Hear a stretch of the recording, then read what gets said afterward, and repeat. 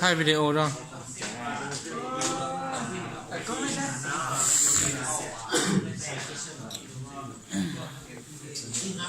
อันนี้มันเห็นเป็นโอเปอเรเตอร์แล้วนี่เลย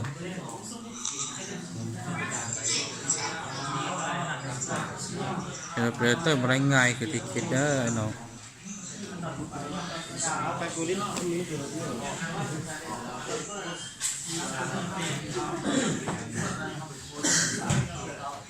แล้วมาเข้า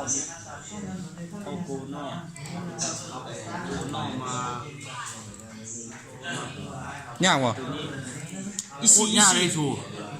เอามาสลิป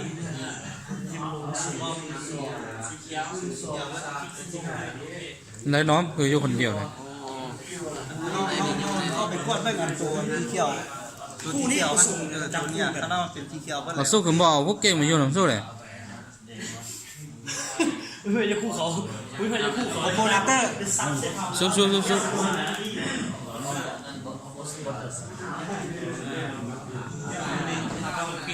นี่น้อยจะคนต้องมองแล้วต้องมองเสร็จยังวาวซีเสื้อก่อนรอท่าให้ระบบมันทำงานก่อนบริยากเองนะอีซี่ง่ายวะอีซี่โอเควันนี้มาโอ้ห้านี่มืดที่แล้ว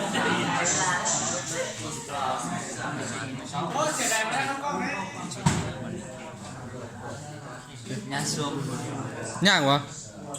เป็นโอเปอเรเตอร์นี่ยากวะeasy ส่งนักเลงเวียดนามผมเห็นเลยนักเรียนเฮาความตั้งใจเลย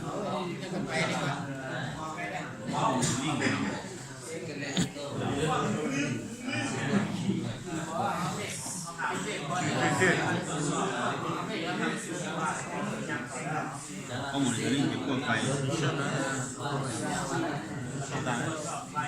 ทำให้เชื่อ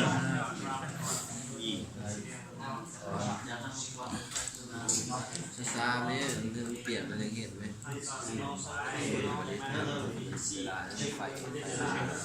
ไฟมันสูงมากน้ำหมูมาคิดคืออะไรวะนู้นสดนะน้ำมันหมูมาแล้วไฟอย่างก็จะหมดตัวนะออกความสู้เป็นอย่างไรเลอละ คนวอลเลอร์ดิเกือบเลยคนนี้ก็ตั้งใจขนาดซีเรียสขนาดนั้น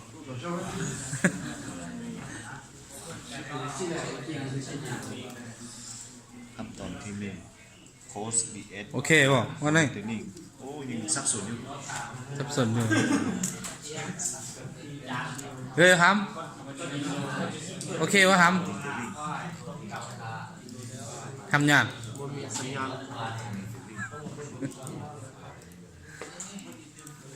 มันต้องมองสัญญาเลยมันจะใส่ตาจะมาฉีดเตี้ยกึ่งชื่อเตี้ยใช่tôi cảm ơn chị chụp lót bữa tai nó chị yên nó để có liền chỉ hết vậy này chúng mới chụp lót hào liền nó giờ biết cả operator đó dùng nhóm làm ổ đó còn nó đó hey come on you yeah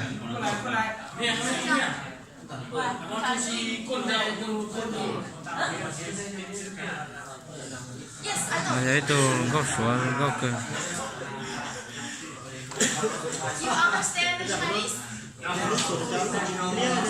know the position. Just remember the position. That's Chen and teacher. Hả? Ô, xua đấy trên được bao. Giết nó à? Không có sát được đâu.